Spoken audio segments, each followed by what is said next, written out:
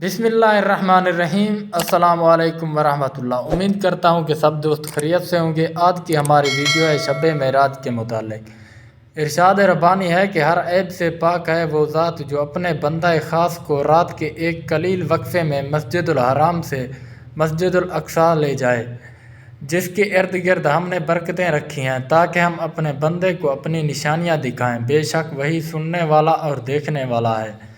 سورہ بنی اسرائیل۔ شب معراج اسلام کی تاریخ میں ایک اہم کردار ہے اور اس پر ایمان لانا لازمی قرار دیا گیا ہے۔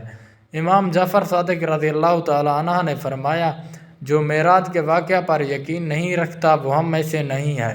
قرآن حکیم میں بھی اس مقدس رات کا ذکر آیا ہے، جس میں واضح طور پر یہ لکھا گیا ہے کہ ماہ رجب کی 27ویں تاریخ کو اللہ تعالیٰ نے حضرت جبرائیل علیہ السلام کو حضرت محمد صلی اللہ علیہ وآلہ وسلم کے پاس بھیجا، انہیں ساتوں آسمانوں کی سیر کے لیے، اور قرآن حکیم میں اس بابرکت سفر کو معراج کا نام دیا۔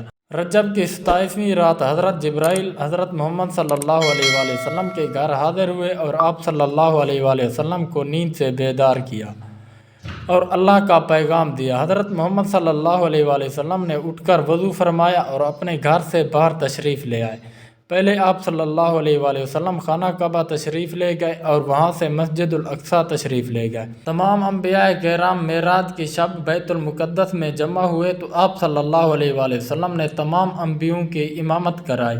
میدان حشر میں آپ صلی اللہ علیہ وآلہ وسلم ہی اللہ تبارک و تعالیٰ کے حضور سب کی شفاعت فرمائیں گے۔ یہی وہ مقام محمود ہے جو آپ صلی اللہ علیہ وآلہ وسلم کے سوا کسی کو حاصل نہیں، اور جس کا قرآن مجید میں اللہ تعالیٰ نے صرف آپ ہی سے وعدہ فرمایا ہے۔ نبی کریم صلی اللہ علیہ وآلہ وسلم بیت المقدس میں انبیاء علیہ السلام کو نماز پڑھائی۔ انبیاء کی 7 صفیں تھیں اور 3 مرسلین کی تھیں، اور فرشتوں نے بھی ان کے ساتھ نماز پڑھی۔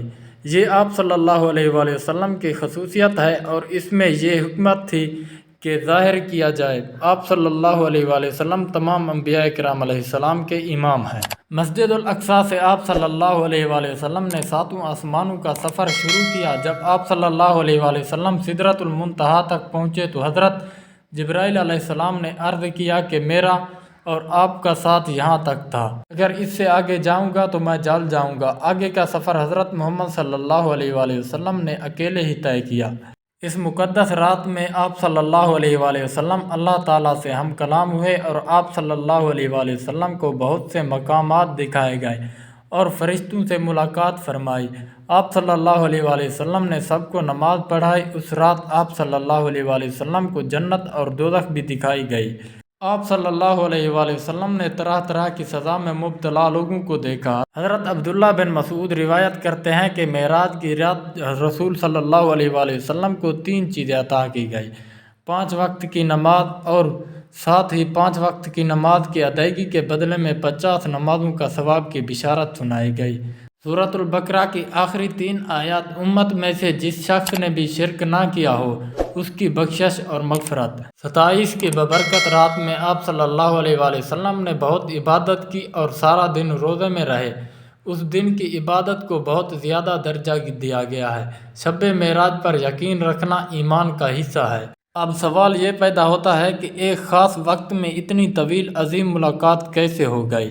علماء نے یہ نکتہ بیان کیا ہے کہ نبی کریم صلی اللہ علیہ وآلہ وسلم بے منزلہ روح ہیں اور یہ کائنات بے منزلہ جسم ہے، اور جب جسم سے روح نکل جائے تو جسم مردہ ہو جاتا ہے۔ تو جب نبی کریم صلی اللہ علیہ وآلہ وسلم اس کائنات سے نکل گئے تو یہ کائنات مردہ اور ساکن ہو گئی، اور جب آپ صلی اللہ علیہ وآلہ وسلم اس کائنات میں واپس آئے تو یہ کائنات پھر زندہ اور متحرک ہو گئی۔ آسمانوں، زمینوں، سورج اور سیاروں کی گردش جہاں تک پہنچی تھی وہیں رک گئی، اور جب آپ صلی اللہ علیہ وآلہ وسلم کائنات میں داخل ہوئے تو وہ گردش وہیں سے پھر شروع ہو گئی، اور آپ جب واپس گھر تشریف لائے تو آپ کا بستر اسی طرح گرم تھا اور زنجیر بھی ہل رہی تھی اور وضو کا پانی جاری تھا۔